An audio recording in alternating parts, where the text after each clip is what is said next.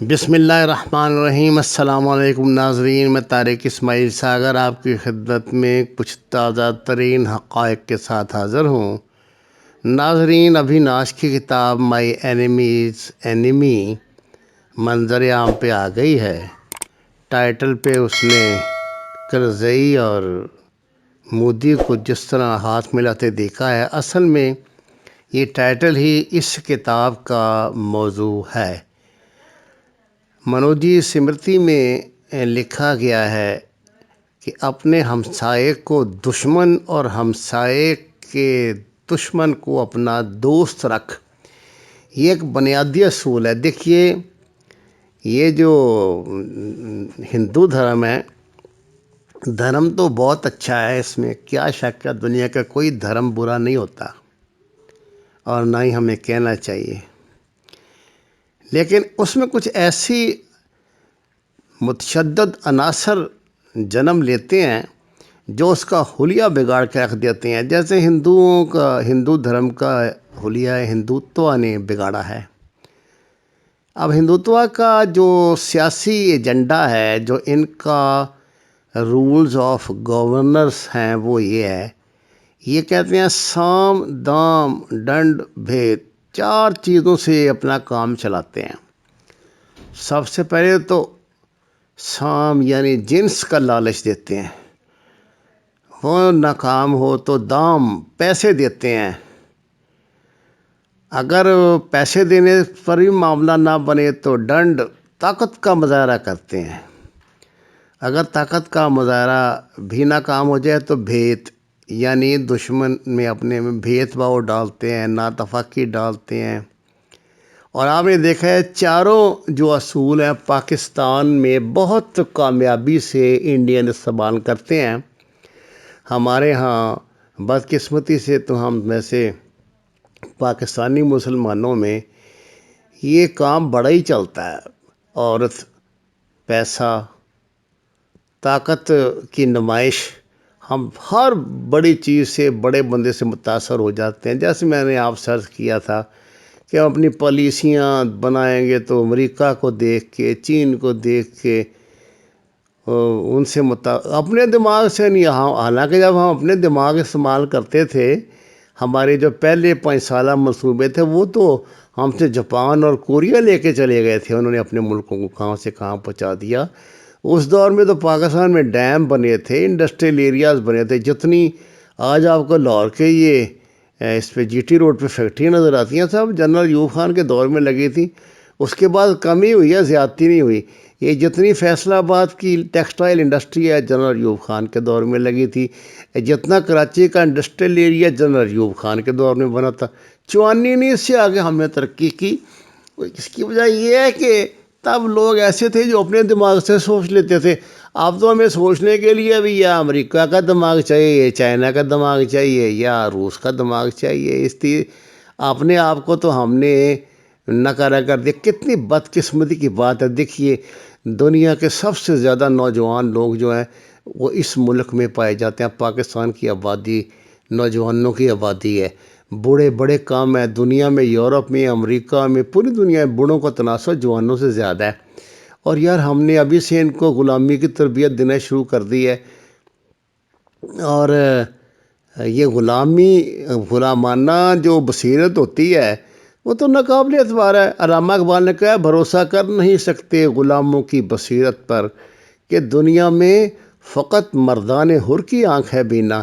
اب ہم اپنا ہم اب اپنا غلامی میں اس قدر مگن اور مست ہو گئے ہیں کہ ہم نے چیزوں کو اسی انداز سے سوچنا شروع کر دیا۔ میں نے آپ کو اینیمی آف دی اینیمیز کی بات کی تھی، یہ جو ابھیناش کی نئی کتاب آئی ہے، تو اس میں وہ بتاتا ہے کہ کس طرح ہم نے، انڈیا نے افغانستان میں جو ہے وہ گھس کر، تو کس طرح انہوں نے پرگلایا افغانوں کو، افغان حکمرانوں کو پاکستان کے خلاف۔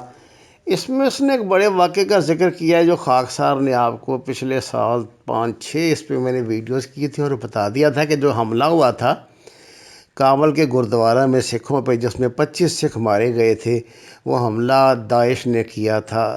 داعش میں انڈین انٹیلیجنس را نے کروایا تھا، اور بعد میں اس حملے سے جو انہوں نے نتائج حاصل کرنے تھے وہ تو حاصل نہیں کر سکے، لیکن الٹا یہ ہے کہ خود بخود یہ ذلیل ضرور ہو جاتے ہیں۔ دیکھیے میں آپ کو بتاتا ہوں، انہوں نے اس حملے کے بعد انہوں نے سکھوں کو یہ تاثر دینا شروع کیا کہ اگر تم یہ کہہ دو کہ یہ حملہ ISI نے کروایا ہے تو ہم جناب تمہیں انڈیا کی سٹیزنشپ دے دیں گے۔ بڑا جو کوئی لالچ دیا تھا کچھ، اب ظاہر ہے جو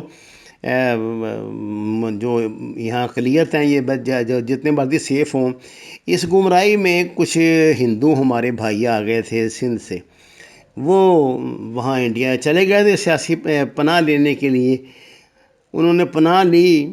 اب یہ وہ راج جو ہے وہ ہمارے ان کے رشتہ دار تو نہیں نا، یا کوئی چاہے مذہب، اور وہ کیا سمجھتے ہیں دھرم کو، وہ دھرم صرف وہ سمجھتے ہیں اپنا جو 4-5% برہمنوں کا دھرم ہے، وہ ان دلتوں کو، ان چھوٹی جاتی کے ہندوؤں تو کتوں کی جتنی اہمیت نہیں دیتی۔ جب یہ گئے ہیں پہلے تو انہوں نے ان کو وہ دو دال سبزی کھلائی ہے خوب، اس کے بعد ان کو سیدھا کیا، انہوں نے کہا جی اپنے جو لڑکے ہیں نا نوجوان کو بھیجو واپس، اور وہ ڈبل کراس کرے اور ہمارے لیے جاسوسی کرنے جا کے پاکستان میں۔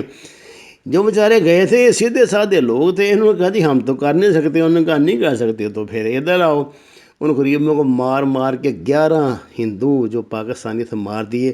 آج ان کے رشتہ دار دیکھ لیں ماتم کر رہے ہیں۔ کل پرسوں اسلام آباد انڈین ہائی امبیسی کے آگے بیٹھے ہوئے تھے، مظاہرے کرتے ہیں، وہاں درخواستیں دیتے ہیں کہ ہماری لاشیں واپس کر دو جن کو مارا، باقی بھاگ کے کسی نہ کسی طرح جان بچا کے آ گئے ہیں پاکستان واپس۔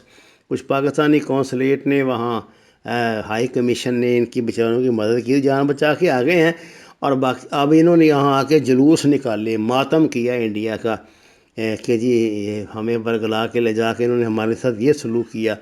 ناظرین کرام، ہیومن رائٹس کی جو تاریخ ہے وہ اس طرح تو بڑی بھیانک ہے کہ جو ہیومن رائٹس کے کرتا دھرتا ہے نا، وہ سب تو سیاسی ایجنڈا ہے ان کا، انسانی ایجنڈا تو ہے کوئی نہیں۔ وہ جو بات کرتے ہیں سیاست کے پس منظر میں کرتے۔ اب یہ کتے کی طرح بھونکتی ہیں ہماری NGOs کے پاکستان میں، جی عیسائیوں کے ساتھ، سکھوں کے ساتھ، ہندوؤں کے ساتھ برا سلوک ہوتا ہے تو چلے جاؤ نا بھائی پھر انڈیا۔ یہ گئے نا 11 مار دیے انہوں نے، اور جو باقیوں کے ساتھ جو اپنوں جو وہاں کے رہنے والے ہیں جو ان کے ساتھ وہ سلوک کر رہے ہیں وہ آپ کے سامنے ہے۔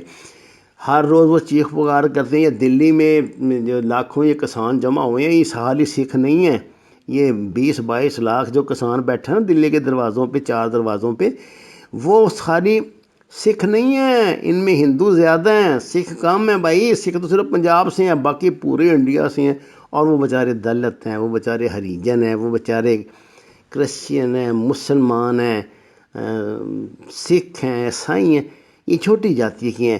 تو یہ بغیرت لوگ ہیں، اور ان کا ہر گناہ جو ننگا ہو جاتا ہے خود بخود ایکسپوز ہو جاتے ہیں۔ اس طرح کی کئی کتابیں لکھی گئی ہیں، ابھی لکھی جاتی رہا کریں گی۔ بنیادی بات یہ ہے کہ جب انڈیا کا ہر جرم جو ہے وہ خود بخود نظر آ جاتا ہے۔ اس کتاب میں اس نے اویناش نے یہی لکھا ہے کہ وہ جو گردوارے پہ حملہ ہوا تھا کابل میں، وہ انڈیا نے را نے کروایا تھا، سیدھی بات ہے۔ تو اس نے کوئی نیا بڑا کو کدو میں تیر تو نہیں چلا دیا، اگر کتاب لکھ دیا تو۔ میں نے یہ بات آج سے وہ مارچ کے مہینے میں پچھلے سال ہوا تھا، یہ مارچ کے مہینے میں میں نے کہا تھا 25 مارچ کو شاید ہوا تھا، یہ شاید اسی سال 25 مارچ کو ہوا تھا۔ تو میں نے کہہ دیا تھا، آپ کو بتا دیا تھا، ایک ایک جگہ بتا دی تھی، بندوں کے نام بتا دیے تھے کہ جی کس نے کرایا، کس نے کیا۔ تو اب یہ ہماری ذرا ہے بھی ہماری قوم کا مزاج کہ گھر کا جوگی جوگنا باہر کا جوگی سدھ۔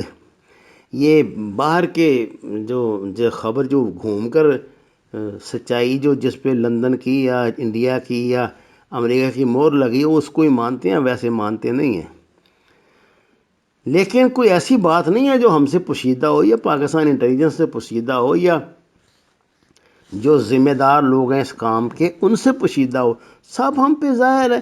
پر بنیادی جو سوال ہے، بنیادی سوال یہ ہے کہ پاکستان کی جو ہیومن رائٹس کی جو مامے بنے ہوئے ہیں، جو اینٹیاں بنی ہوئی ہیں، یہ ان کو شرم کیوں نہیں آتی؟ ان کو آپ کھینچتے کیوں نہیں ہیں؟ ان کا علاج کیوں نہیں؟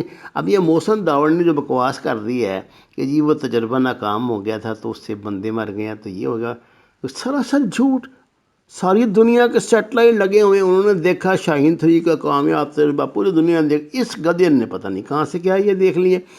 اب جب آپ ان لوگوں کو پکڑیں گے ہی نہیں، آپ جو اس ملک میں بیٹھ کے پاکستان کا کھا کے حرام کرتے ہیں، ان کو پکڑیں گے تو پھر آپ حسین حقانی پیدا کریں گے، آپ پھر یہ جو ہے عائشہ صدیقہ ہی پیدا کریں گے، آپ یہ محسن داوڑی پیدا کریں گے، اور دیگر جو صحافیان لفافہ یہی پیدا کریں گے، اور آپ کیا پیدا کریں گے؟ وما علینا الا البلاغ المبین۔ ناظرین کرام، درخواست ہے قرآن اور نماز کو ترجمے کے ساتھ جانیے، ہمارے چینل کو سبسکرائب کریں، لائکس دیں، تشہیر فرمائیں، شیئر کریں، اور سچ کے سفر میں ہمارا ساتھ دیں۔ آپ کا بہت شکریہ۔